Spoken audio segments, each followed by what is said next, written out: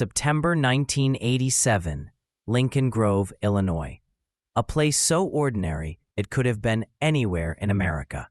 Tree-lined streets, clipped lawns, and Friday night football games where the whole town turned up.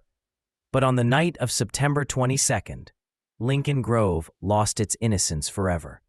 At exactly 10:41 p.m., police dispatch received a frantic call from the jogger. A young woman's body had been found near the edge of Pine Meadow Park, a quiet stretch behind the elementary school. By the time officers arrived, the jogger was pacing under the flicker of a broken street lamp, his voice shaking as he pointed toward the tree line. Detective Robert Bob Jensen, a 12-year veteran of the Grove Police Department, crouched over the scene. The woman lay on her side, her face half covered by her own hair, her clothing torn. Jensen noticed the strangest detail first, her watch still ticking on her wrist. He clicked it off and whispered to the coroner, "Mark that time, 10:46. The victim was soon identified as Laura McMillan, 27 years old, a local schoolteacher. She'd left the Lincoln Grove Library at 9:15 that night after tutoring a student, intending to walk home, a route that should have taken less than 15 minutes. Somewhere along that path, her life had been stolen. The initial investigation painted a brutal picture. Laura had been attacked less than 100 yards from the park's south entrance. There were defensive wounds on her arms. She'd fought hard. Forensic teams found a tire tread impression near the trail, a crushed cigarette butt, and one clear footprint in the mud. But there were no witnesses. No screams had been heard. It was as if Lincoln Grove itself had turned away. Detective Jensen felt the pressure immediately. Laura wasn't just another case file.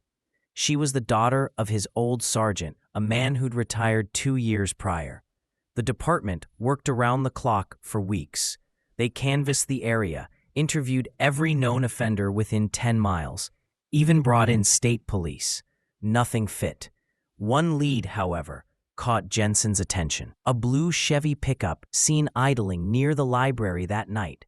Multiple witnesses mentioned it. One described a rusted rear bumper. Another said the driver had been smoking. The truck was later traced to a man named Daniel Cross, 32, a part-time mechanic who'd lived 3 blocks from Laura's apartment. Cross had no criminal record, just unpaid parking tickets and a reputation for being quiet but odd. When questioned, Cross claimed he'd been working late at the auto shop that night. His supervisor confirmed it, sort of. He clocked out around 9:45, the man said. Could have left any time after. But without hard evidence, prosecutors couldn't move forward. By December 1987, the McMillan case went cold. Jensen refused to close it. He kept the file on his desk, reopening it every few months, chasing new tips that always dissolved into nothing. Over the years, time buried the case deeper. Evidence boxes stacked in storage, witnesses moved away, memories faded. But not everyone forgot. In 1993, a new detective joined the Grove PD, Erin Wallace, 27 years old, fresh out of the academy. She'd grown up in Lincoln Grove and remembered the night Laura died. Her mother had been one of the volunteers who'd searched the park the next day. That case changed how this town slept, she told Jensen. No one ever walked home alone again. Jensen smiled faintly. Then maybe you're the one who'll wake it up. Wallace became obsessed. During her first year on the force, she reviewed the McMillan case file more than 24 times. She noted discrepancies, evidence logs that didn't match, items listed but missing. One especially odd entry caught her eye. Cigarette butt, Marlboro Red, sample sealed and stored. When she checked the evidence locker, that sample was gone. She filed an internal report, but nothing came of it. Probably misplaced during the move, her captain said. Happens all the time. Wallace didn't buy it. By 1995, Jensen retired, handing her the old McMillan folder. You'll know when it's time, he said. This town still owes her something. And for nearly 2 decades, the case sat again, untouched but not forgotten. Then came March 2023. Lincoln Grove's police station was undergoing renovation, and workers clearing out old evidence storage discovered several water-damaged boxes from the 1980s. Inside one marked MISC/homicide, 1987, was a sealed plastic bag labeled PM87 SIG. The tag was barely legible, but the initials matched the missing item Wallace had logged all those years ago. It was the Marlboro butt. The evidence had survived, barely.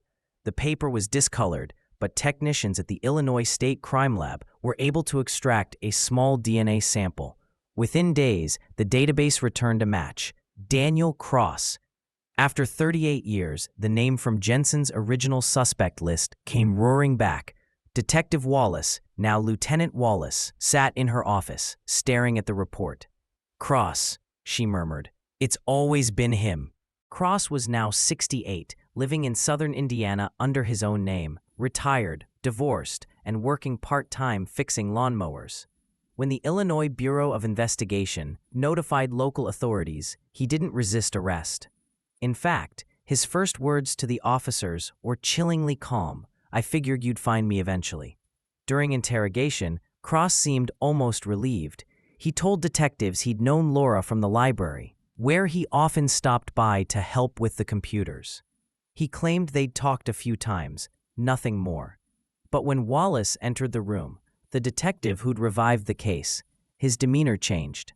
"You're her age," he said quietly. "Back then. You remind me of her." The temperature in the room dropped. Wallace leaned forward. "Then tell me why you killed her." Cross smiled faintly. "I didn't plan it. She just said no." According to his statement, Laura had turned down a ride home that night, angering him. He followed her into the park, confronting her near the south entrance. When she tried to run, he grabbed her, striking her head on a rock. Panic followed. He claimed he didn't mean to kill her, that it just happened. But the forensic evidence told a different story. The pattern of injuries suggested she'd been restrained before death. It wasn't a panic. It was control. During the search of Cross's property, investigators made a second discovery: a small locked box in his garage containing old newspaper clippings of Laura's murder, a Polaroid of Pine Meadow Park, and, most disturbing of all, a gold chain engraved with the initials LM, the same one Laura's family had reported missing in 1987. The press swarmed Lincoln Grove. "Cold case solved after 38 years, the headline screamed. But behind the excitement, locals wrestled with a darker truth. Cross had lived among them for decades. He'd fixed their cars, attended their church, even volunteered at local charity drives. At his arraignment, the courtroom overflowed with reporters and townspeople who remembered the fear. Cross appeared frail, his hair gray, his voice low but steady. "I'm guilty," he said without hesitation. The judge asked if he wanted an attorney. "Doesn't matter," he replied. "I've already had a life sentence in my head." For Wallace, that should have been the end. But something about Cross's confession didn't sit right. His story matched the physical evidence too neatly, too conveniently. And when she revisited the forensic report, she noticed something no one else had mentioned. The DNA from the cigarette wasn't a single-source sample. There was a secondary contributor. A partial profile. Female. Someone else had been there. Wallace reopened the analysis and submitted the sample for deeper sequencing. When results returned, her blood ran cold. The secondary DNA matched a former Lincoln Grove police employee, a name she knew well. Karen Doss, evidence technician, the same technician who'd handled the McMillan samples in 1987, and the same one who'd claimed the cigarette butt was misplaced. The revelation shattered the department. For 38 years, everyone assumed the evidence loss was human error. But Wallace was now staring at something far worse. The possibility that the case had been deliberately buried from the inside, and that Karen Doss might not have been just a technician. She might have been his accomplice. Detective Erin Wallace didn't sleep that night. The lab report sat on her kitchen table, The words burned into her mind. Partial female DNA profile match.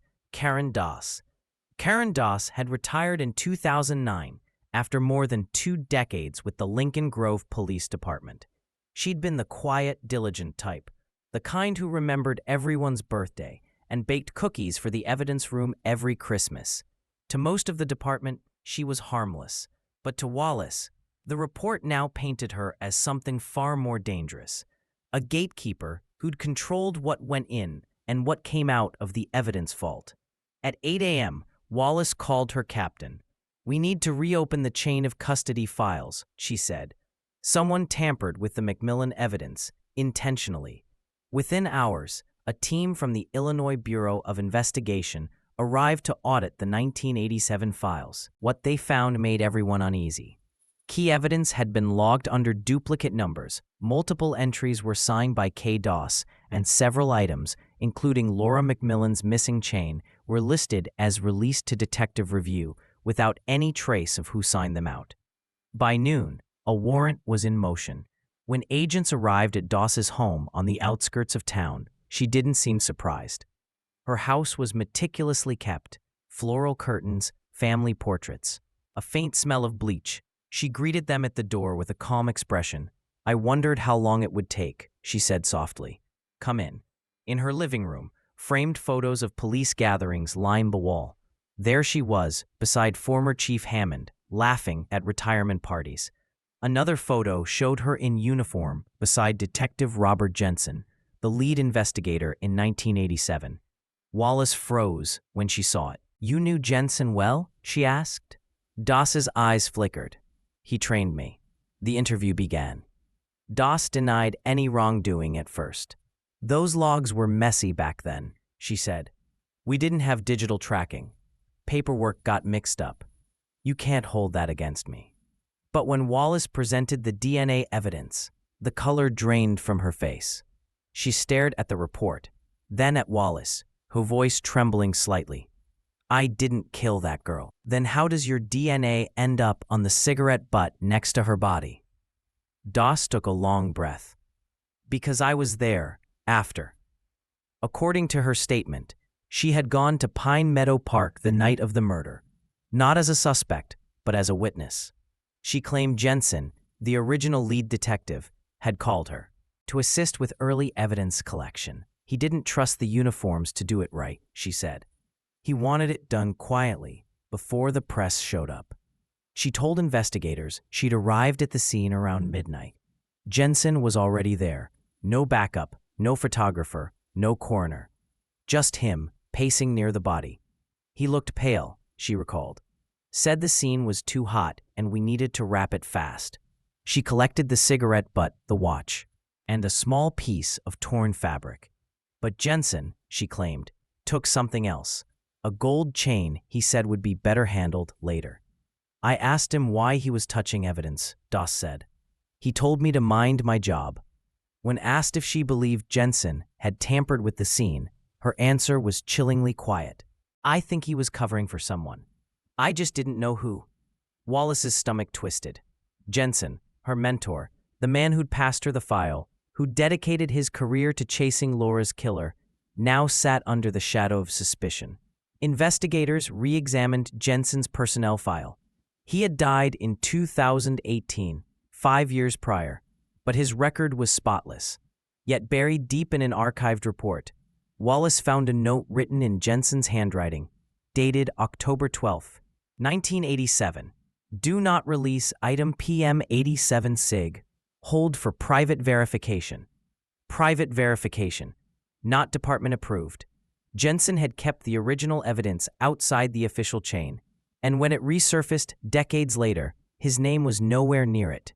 The question that haunted Wallace now wasn't who killed Laura McMillan. It was who Jensen had been protecting. By week's end, the Bureau expanded its investigation. Fingerprints from the 1987 evidence. Envelopes were reprocessed using modern AFIS scanning. One partial print, found on the seal of the cigarette bag, matched Jensen himself. Another smudge belonged to Doss. But what stunned analysts was the discovery of a third print, unidentified, male, not belonging to Cross. The DNA sample from the cigarette was re-examined using advanced YSTR sequencing. This time, the results revealed a mixture consistent with two individuals, Cross, and another man closely related genetically, a sibling.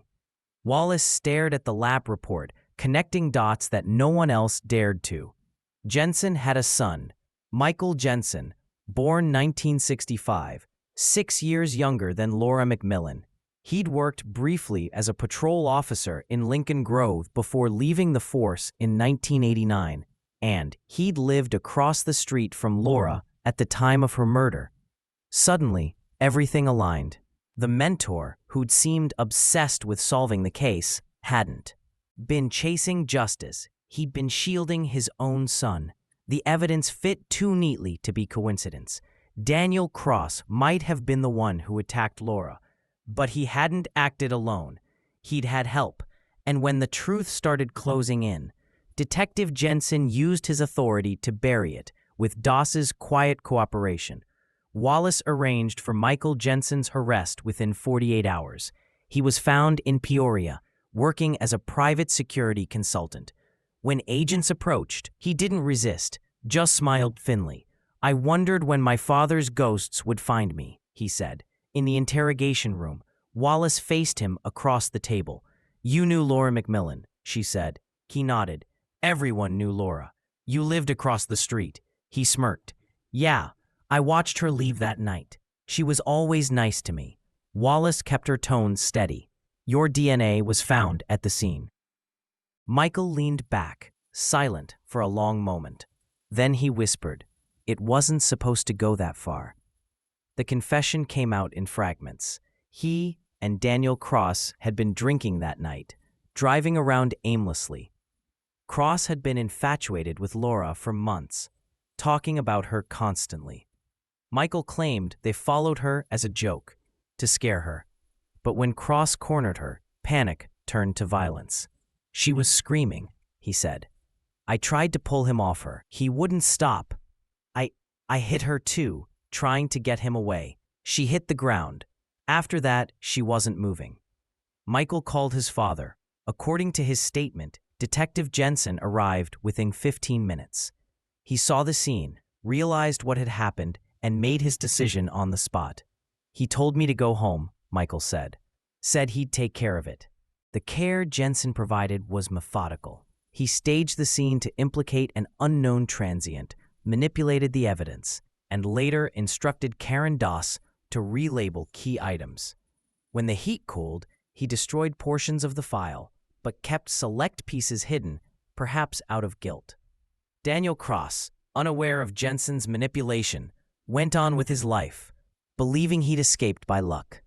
Jensen's protection worked, until time and DNA caught up. The revelations hit Lincoln Grove like a shockwave. Newspapers called it a town's second betrayal. The community that once viewed Jensen as its hero now saw him as a man who sacrificed justice to protect his blood. At Cross's sentencing hearing, Wallace testified. She told the court how one man's cover-up had denied Laura McMillan's family closure for nearly 4 decades.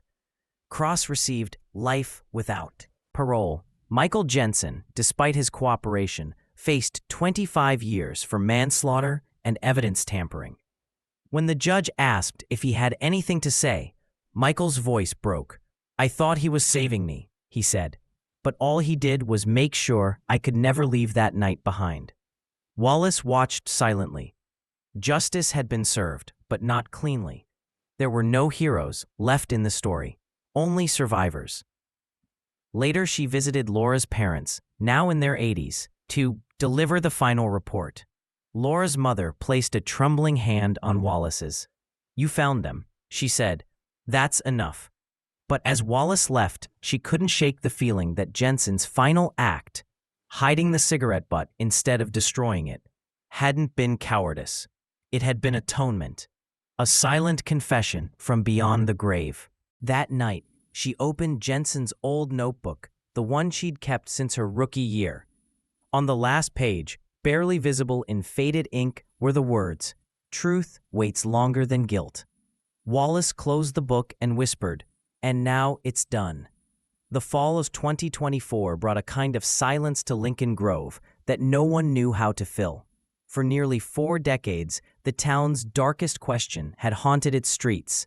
Who killed Laura McMillan? Now, they finally had an answer, but it wasn't the kind of closure anyone wanted. The trial had ended, the cameras were gone, and the courthouse steps where reporters once shouted questions now stood empty. Detective Erin Wallace walked those steps one last time before turning in her badge. She wasn't retiring, not officially, but something in her had shifted. Solving the McMillan case had taken everything she had, and what it gave back wasn't peace. It was a mirror showing how deep human loyalty could twist the meaning of justice. She visited Pine Meadow Park for the first time in months. The city had restored it. Trimmed trees, new benches, even a small bronze plaque near the South Trail entrance. In memory of Laura McMillan, 1960 to 1987, justice may sleep, but it never dies. Wallace sat on the bench across from it, the wind cutting through the trees, the same way it must have that night. 38 years of unanswered questions, a career's worth of obsession, and one truth she couldn't ignore. The case had only been solved because the man who buried it had also left a breadcrumb for someone honest enough to find it. She pulled Jensen's notebook from her coat pocket. Inside were pages yellowed by time, filled with names, addresses, and notes in a handwriting that slanted like confession. One line stood out near the back, dated just months before his death in 2018. "One day she'll find it. Tell her I'm sorry I made her chase my ghost." Wallace exhaled, the kind of breath that trembles after carrying too much. He'd known. She would be the one to uncover what he couldn't face. That night, she visited the McMillan family home. Laura's parents, now frail and quiet, invited her in without words. The living room looked almost untouched since the 80s, a floral couch, framed pictures, and the old upright piano where Laura had once taught lessons after school. Laura's mother brought out a box of keepsakes, yearbooks, letters, a silver charm bracelet. At the bottom lay Laura's gold chain, polished, repaired, returned. Her mother smiled weakly. "For years, I thought it was gone forever," she said, "but it was just waiting for the right person to bring it back." Wallace didn't speak. She just nodded.